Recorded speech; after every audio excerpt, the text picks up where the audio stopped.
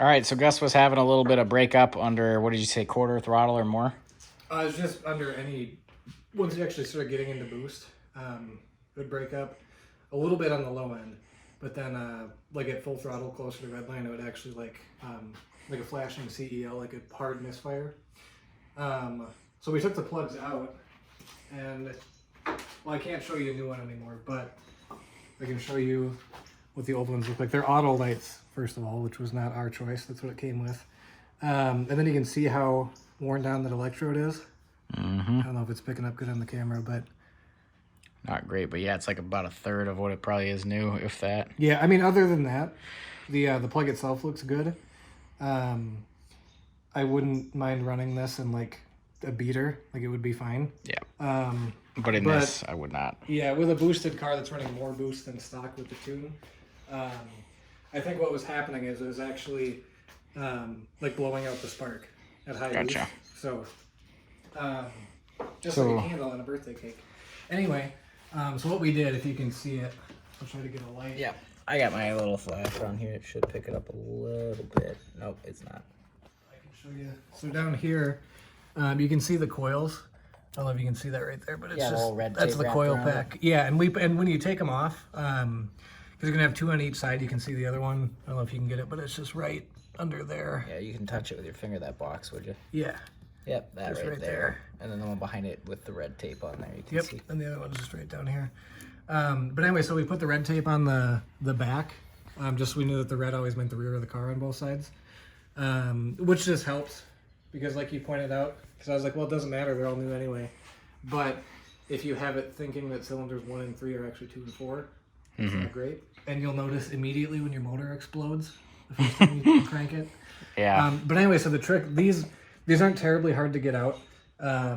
There's a lot of tutorials out there that'll just show you to take the two 12 mil bolts holding the washer reservoir in, and then you'll take your battery out with the battery tray to get to this side. This is the driver's side. Yep, and then on this side, you just have to pull the intake up out of the way. Yeah, we've got an aftermarket intake, so we don't have the stock airbox anymore.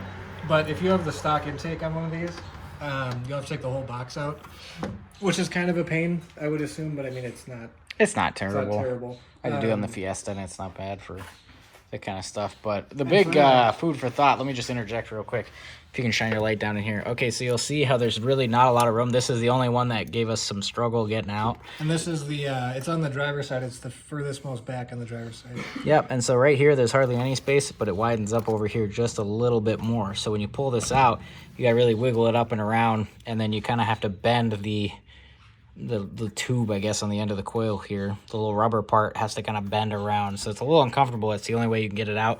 Same way when you put it in, you have to bend it over like a little elephant trunk onto the spark plug, and we accidentally push it underneath the spark plug. You want to put it right on the spark plug as you're twisting it in. And what I found with that too, I was getting so mad that I just pulled like two of our old ones out and just thought, like, how is this so complicated? So you have the spark plug that's in there like that, and if you put this coil in the way it's supposed to sit, just like that, is how it would pop over, then you'd screw that in.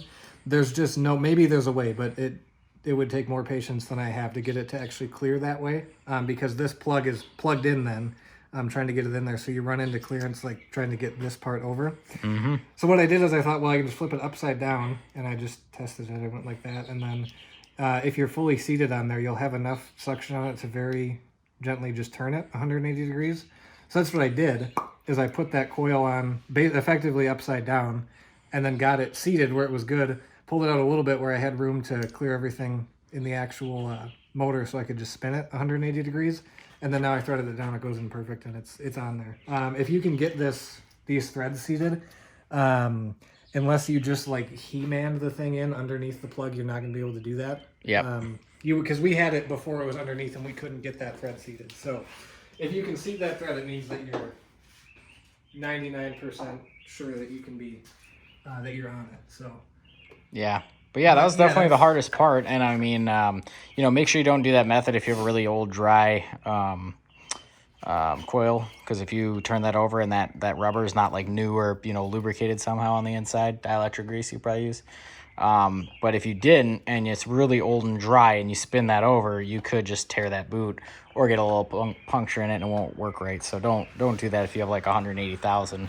But if you put new ones on, you should be fine. And you can just move a little dielectric and you'll be fine. That was my mindset. Is I know that new ones are going on, so I just want to get that one out. But I said to myself, like, this is going to be such a bitch to get back in. Yeah. Take that one out, because even pulling it out, where you don't really care about what you're running into, it was hard to even get it out. So, just the tip. I haven't seen that anywhere, which is kind of what inspired this video. But yeah, I mean, as long as you're careful with it, you can put it in, turn it 180 degrees.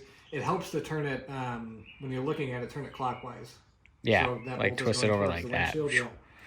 Yeah. Just because then you won't run into that clip scraping on anything. Make sure that clip doesn't come off too, just on the bottom of the coil there when you're doing all that, because it would be easy to like knock it out of place and then. Yeah, and you'll know right away if you have some weird problems with it running. You probably just a little unplugged. But yes, anyway, that's how to do the annoying coil pack on the 2002 WRX.